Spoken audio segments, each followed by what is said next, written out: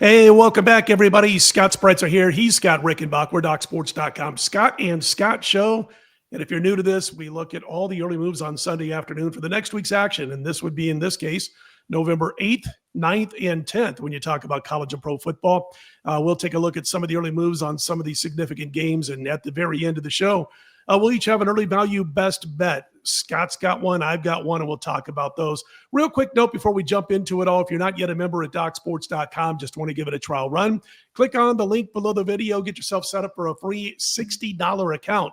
And then you can use those free $60 on any of our daily packages, his, mine, anybody else, over at DocSports.com. All right, Scott, let's jump right into it. And right off the bat, we're going to head to your home state, or, at least where you've got some feelings for, I guess. That would be the Penn State Nittany Lions. And boy, could you imagine this line before the season began?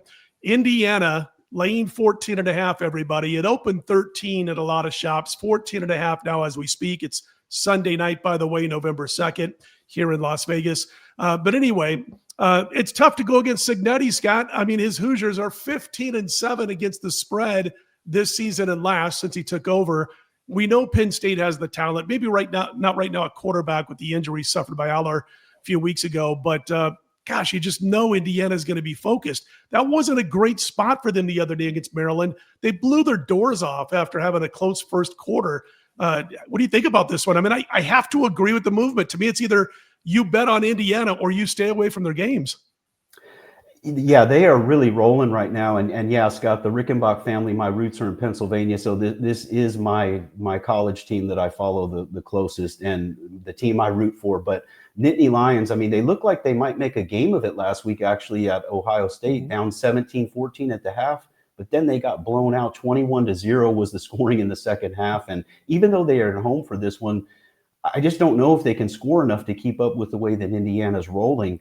And, when you look at Penn State, not including overtime points and including games when they did have Aller at quarterback, they've been held to 24 points or less in 4 of their last 5 losses. So they averaged only 19 points in those 4 losses. And again, those were games that even when they had Aller at quarterback too. So Indiana off of another big win. And wow, like you said, they've scored at least 55 points in 5 of their last 8 wins, 38 in 6 of those 8 wins. So the only thing I would caution here, so here's the one catch, Scott. Yeah. This is essentially Penn State's bowl game. Their last 3 games are against teams that are 4-14 in the Big Ten. So if they're going to do anything this season, the only chance they have left to do anything is this game, and they are at home. So just a word of caution there. But like you said, it's hard to trust the Lions to score enough here with the quarterback situation. So I don't know. For this one, I'm probably going to stay away, but I'd have to say I agree with the line move. Yeah, just tough. Cignetti comes out and says, I win, Google me. And he wins and he covers. He's covering better than 67%. Real quick note on this. I hate to bring these things up because you're a Penn State fan. I'm a Nebraska fan. We've been suffering for 10 years. I did see one of my old friends who used to work for Don Best Sports. He's an Ohio State guy. And he posted an AI video of a Penn State banner being hung in the rafters that said, "We hung with Ohio State in the first half in 2025. That's how rough it's gotten on Penn State in 2025. And they may rue the day that they got rid of James Franklin. Anyway, that's for another show at a different time. Next up to the SEC, we got Georgia at Mississippi State. Miss State opened up a 9-point underdog, Scott. That was bet down to 7.5 on Sunday afternoon. Georgia's 7-1, but where we care, the spread, they're under 500. They pulled out some wins when things weren't looking so hot. 3 times in the last 6 games, you got close calls against the Gators, Ole Miss, Tennessee. And Miss State is 3 one-score wins, Scott, from an 8-1 record. And 2 of those defeats came in overtime. Yeah, you touched on a lot of what I was going to speak about here. The thing is, as strong as Georgia is, the fact is Mississippi State now coming off of finally getting an SEC win for the first time since October of 2023. But I do think that could help them turn the corner finally, because like you mentioned, their 4 SEC losses for the Bulldogs, 3 tight ones, and 2 of those were in OT, and the other one was by just 2 points. So they are much better than their record shows. Their only ugly loss was at A&M, but here they're at home, and Georgia also has a huge game coming up as they have Texas on deck. And the Bulldogs' 3 road wins this season, average of just 6 points, the victory margin in those. So I agree with this line move, even though I respect the Bulldogs of Georgia, I'll definitely like Mississippi State here in this spot. Yeah, we're both in agreement with this line move. I think the early action was on the right side here with that thing. The line opening up 9. I really Yes. thought 7.5 is where it should have opened. So I agreed certainly with that movement. Also, another big game, SEC, Texas A&M. Boy, I tell you, I used to follow Missouri Tiger football, of course, when we had the Big 8, the Big 12. Been to that stadium a couple of times. It gets crazy. But Missouri opened a 7-point dog at home to A&M. That's been bet down to 6, and really only Auburn has held Texas A&M under 31 points so far this season. That offense continues to roll. I was looking at Missouri, they've got 2 weeks to prep for this Aggie offense, and no one has really busted out against this Tiger defense, Scott, this year. And, they're 2 close losses from an undefeated record. Yes. Yep. They had those losses with Alabama and at Vandy by an average of just 5 points. And it's tough to fade the Aggies, but I understand the move here. Aggies on the road, and before blasting LSU, their other 2 road wins were each by 3 or less points, and they were outgained at Arkansas. And remember, that win over Notre Dame was on a TD pass with under 15 seconds to go in the game. So the Aggies haven't been, blowing people out on the road, and the Missouri yardage was equal with the Crimson Tide when they lost to Alabama, and they outgained Vanderbilt by over 100 yards when they lost to the Commodores. So the other 6 games for Mizzou, all wins. And so I would have to say I agree with the line move here, and the Aggies are just not quite the same team away from College Station. So I would like to be getting 7, of course, but it coming down to 6 doesn't surprise me, and I think it's a good sharp move here.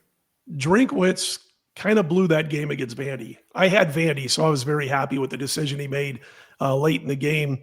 Instead of kicking a field goal and, going for it and them coming up short, certainly helped Vanderbilt get the win. Because as you mentioned, Vanderbilt was completely outplayed for a big chunk of that game against Mizzou. So I was very happy with Drinkwitz that he made the decision that he did, and I was able to get the win with Vanderbilt a couple weeks ago. Speaking of the Commodores, here they come. 6.5-point opening line favorite. They've been bet up to 7.5. They're hosting Auburn. And, there used to be the bubble burst theory, Scott. I'm sure you're familiar with it. You'd get 5, 6, 7, 8 games into a season later in the season when a team would finally lose its first game of the season, and their hopes for a title run was blown out of the water, and they just come out and completely collapsed the next week. I threw all that stuff out when we went to a 12-team playoff situation because now you can get into the playoffs with 2 losses. That's where Vandy sits right now. Now, you got to lay more than a 7. It's up from 6.5, Scott, but it's now or never for Vandy. If they do lose this game, sayonara to a playoff berth in all likelihood.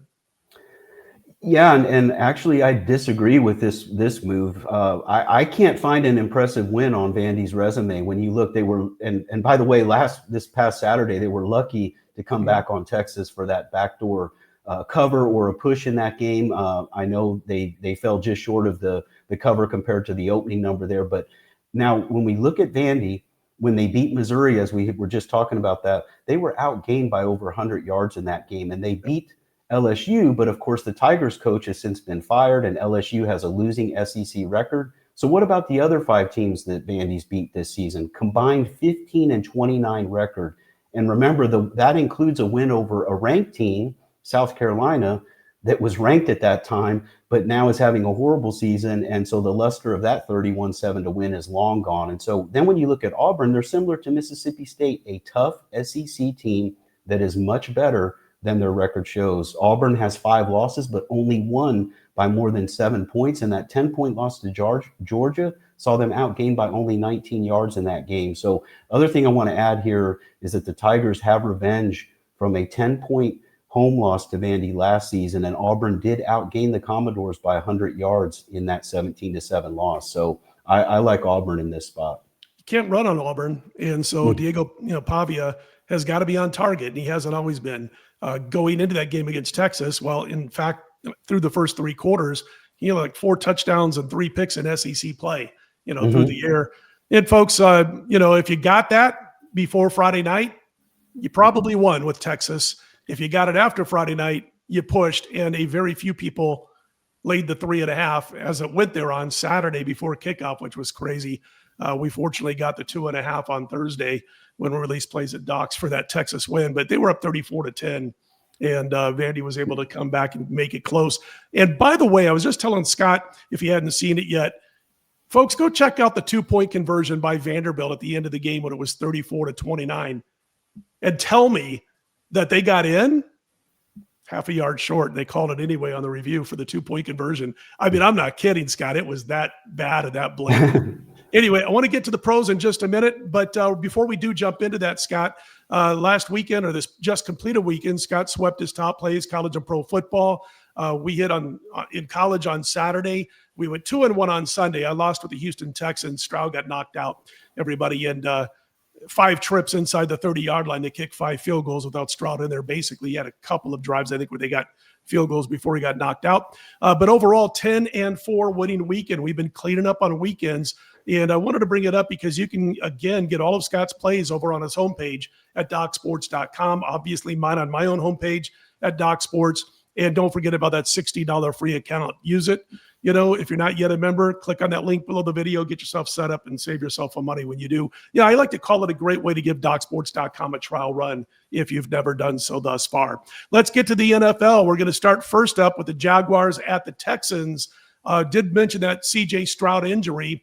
He suffered a concussion, they're saying. So you got to pay attention this week to see if he's going to play, folks, if you're going to be interested in betting this game. The opening line was 3. The Jaguars were getting 3. It's down to 1 as we cut this video on Sunday night. And part of the reason is the Stroud injury. It's up in the air whether he's going to play. Part of it was initial action on Jacksonville even before all that happened. We saw it on Sunday morning come in on the Jags a little bit. So, Scott, that's what we're looking at here. The Jags down to a 1-point dog in this one. Yeah, and like you said, the Stroud injury, concussion protocol for him certainly impacting the line. What I want to talk about here, though, Davis Mills, he's in his 5th year with the Texans, and he played plenty in his first 2 seasons there. Sunday against Denver, he did lead Houston to 4 scoring drives, but just could not get them in the end zone. So that was a tight home loss. Broncos rallied for the 18-15 win, but the Texans' strong defensive play continues, and I like Houston here at home to bounce back as they also have revenge from a 17-10 loss at Jacksonville earlier this season, and they catch the Jaguars off of a very hard-fought overtime win on the road at Vegas. And prior to that, the Jags' last 2 games, by the way, they lost by a combined 55-19. So I'm looking at the Texans and the better defense in this one, and so I'm definitely not on the move here in this particular game. Next up, we got the Lions at the Commanders. Now, a little bit of a situation going on here because the Commanders opened up a 4-point underdog while their game was still in progress on Sunday night. Their horrible game. I mean, this team did not show up at all. It wasn't one of those where things got out of hand in the 3rd, 4th quarter. This was right from the time they got off the bus. I mean, they must have fallen over each other, getting to the stadium, into the stadium, and onto the field because they were just as flat gets. And they went from 4 to 3, though, because the folks were betting Sunday during that game on the Washington Commanders for this home game against the Detroit Lions. And then it comes out, or we see what happens with Jaden Daniels, who got racked up pretty good in the game a little bit later after the first move. And now that line, Scott, I believe is 7.5 in that neighborhood, Detroit. And of course, the Lions played about as bad as it gets on defense against J.J. McCarthy. I was completely surprised. Wasn't a premium play for me, Detroit, on Sunday, but I was completely surprised at the way Minnesota was able to get up and down the field on the Detroit Lions.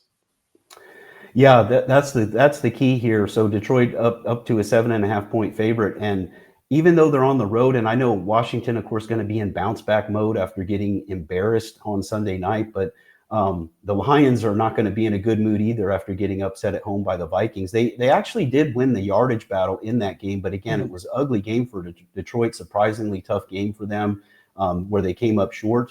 I expect them to respond here now, and we saw that the Washington defense just got obliterated in that loss to Seattle. And here's the thing, the Commanders have now lost 4 straight, and they've allowed an average of 33 points in their 6 losses. So when you look at, sports betting, of course, is a numbers game too. And if you look at these numbers, if they lose here and they're catching 7.5 points, but they give up their typical average of 33 points, do you really see them topping 24 points here on offense without Daniels under center? I just don't see that. So I would say that I definitely am looking at Detroit here early on in the week for this one.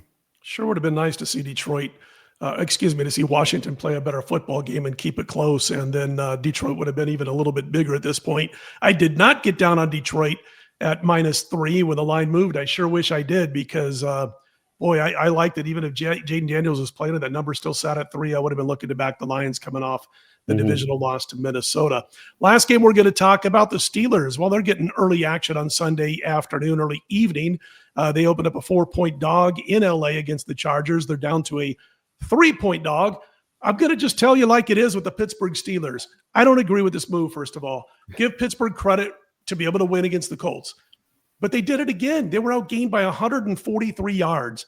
Pittsburgh gained 3.9 yards per play, not per rush, but per play against the Colts, while the Indianapolis Colts, they gained 5.7, almost 2 yards more per play. But the Indianapolis Colts, how about 6 big, fat turnovers, Scott? I mean, they blew out Tennessee despite not covering. The Chargers did. And then the Titans got 2 non-offensive touchdowns. There was one on a punt return and one on a pick six. They outgained Tennessee by a $140, 140 yards almost, like 137 to be exact. So you got the Chargers dominate Tennessee, but Tennessee gets, 2 non-offensive touchdowns. Steelers absolutely dominated statistically, but they get 6 big turnovers from the Colts. I don't agree with this move. What are your thoughts? Yeah, actually, Scott, everything I have in my notes here is what you've just touched on. I'm with you 100% here. And also, it's not just about Pittsburgh was outgained 368 to 225, and you have the Chargers coming in, off of a loss. Off of a non-covering win where they had an edge and yardage of 343 to 208. But for me, the key here is that Pittsburgh's been doing this all season long too. Statistically, they're getting dominated. I mean, for the record they have at 5-3, they have to be the worst 5-3 team in the league. Probably the worst team that has a winning record. I mean, because statistically they've been doing this all season long. It's been smoke and mirrors with them. So I'm definitely with you that this is not a good line move in my opinion. So unless I'm missing something, this looks like a bargain line on the Chargers early on this week. And again, maybe the Chargers underestimated the 1-8 Titans, but that game, like you said, it played out crazy for multiple reasons. And I think we're getting good value here with the Chargers. Yeah, it was complete domination. I was kind of watching the game a little bit closely and they're down, they give up 14 points right off the bat off of non-offensive touchdowns. Then they take a 27-14 lead. And then it just was a matter of they shut it down because they didn't need to do much over the final couple of minutes, and Tennessee got the backdoor there. But that read more like about a 34-10 type of game than 27-20. But I get it. Pittsburgh's at home. Folks want to take the points, even though we lost last week. Came back and won this week, talking about Tomlin, and he's 22-8-3 now, I think, is that spread record when he's getting points at home. Scott, let's best bet time, and I'll let you do the honors to kick things off first. And real quick, folks, before he does, again, you can find all of our plays on our individual homepages over at DocSports.com. College basketball kicking off Monday. Holy cow. I spent almost my entire Sunday afternoon after I watched the football games prepping and handicapping, finishing up my handicap in college basketball, Scott, that I began 3 weeks ago. And I do have a comp play video. I do have a premium play. But I'll say this, folks, and I don't mean to take up all your time here, but we used to play a lot of college basketball in the opening month of the season, the opening month of November. And it usually didn't start at least for another week or two.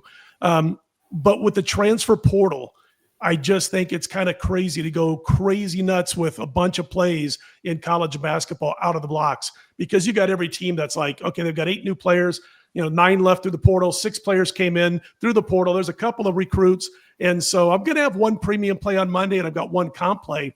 In fact, I've got the Florida-Arizona game here in Las Vegas as the comp play on video if folks want to check it out. So, Scott, anything going for you on Monday in college baskets? I thought I'd ask you that. I know people might be watching this later in the week, but I kind of ease into college basketball the first couple of weeks these days. Yeah, same thing. I'll just have one premium for the Monday college basketball, and I agree with you 100%. It's a different game now with the transfer portal. You got to, in my opinion, it's better to be careful early in the season. See how these teams gel first, because, how that starting 5 is going to gel is much different now with you have this different situation with the transfer portal. What you got for a best bet on tonight's show? So want to mention first, so my best bets here on the show, unfortunately, have struggled, but you touched on this earlier, Scott. So just real quick, want to mention I've hit 6 in a row with my 7-unit plays in college football. And right now I'm hot 9-2 in the NFL, and I have been cashing my NFL top plays too. So hopefully we got a best bet winner for you here this week. I like this one a lot. Auburn plus 7.5. So this is an early value best bet for me. We discussed this one earlier as far as the reasons why, but the other thing I want to add to that is just that late season 10-point loss to Vandy, that ultimately prevented the Tigers from making a bowl game last season too, because they wrapped up their season with the Aggies and Alabama, a couple of tough games, and they did upset the Aggies, but then they lost to Alabama in their season finale. So they ended up 5-7 instead of 6-6. And ironically, Vandy clinched a bowl with that undeserved win over Auburn, then proceeded to lose 3 straight, and they finished the season at 6-6. I just think Auburn's going to get some payback here against an overrated Vandy side, and I feel that these points are generous. So for me, this is an early value. Grab that 7.5 while you can. Nice stuff. And check out all of his work at DocSports.com. We release all of our football plays on Thursday afternoons for the upcoming weekend. So we got a couple of days to go from the time that we're actually cutting this video on Sunday night, West Coast time. But yeah, we've had a nice run. We're now went into the weekend 27-14 the previous 7 weeks. We're now 31-16 the previous 8 weeks in college and pro football. And going back to mid-September of last year, we're now 101-65.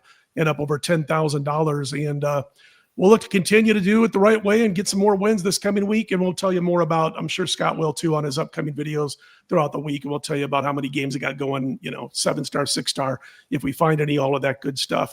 I'm going to go back to the final game we talked about, Scott, and that's going to be the Chargers minus a field goal at this point. It almost feels fishy. But again, it wasn't the posted number that felt, kind of strange. Sometimes you get at the books. Sharp, of course, make a line that feels fishy. This was a line move that was based off of some early action, so I don't really worry about that too much. I really don't when I'm going against it. And I'm kind of siding with the books here if you're laying 3 at this point with the Chargers. And again, I'll just repeat what I said and make it quick. Pittsburgh Steelers outgained constantly, almost weekly, and it was ugly statistically speaking. They look like a team that got beat by 3 touchdowns if all you see are the stats. I don't think you're going to be able to count on half a dozen turnovers per week if you're the Pittsburgh Steelers. And I get playing on them when they're a dog at home or staying away from their games, but now they're on the road. I think the Chargers come back home from the win over Tennessee, which again, the final score didn't represent how much they handled Tennessee. With Jim Harbaugh calling the shots, I think they hang on to the football and they end up winning this game probably by about 10 points by the time it is said and done. So my best bet is going to be on the Chargers minus the field goal over the Pittsburgh Steelers. And as always, folks, we do appreciate you guys watching these Scott and Scott shows. We're going to do some college basketball stuff also, Scott and I, as we get a little bit more into the season, a few weeks into the season. And we'll be sure to punch those up a couple times a week probably. But anyway, having said that, Scott, any final thoughts before we call it a night? I just want to say I love your Chargers pick too. Pittsburgh going out west for that one as well. So good. Looks like another nice best bet for you there. He's Scott Rickenbach. I'm Scott Spreitzer. We're the Scott and Scott Show, brought to you by DocSports.com. Best of luck, everybody. Check out the plays all week long, both on the home pages and also on Doc's YouTube channel. Take care, everybody. Have a great one. Take care. Thank you.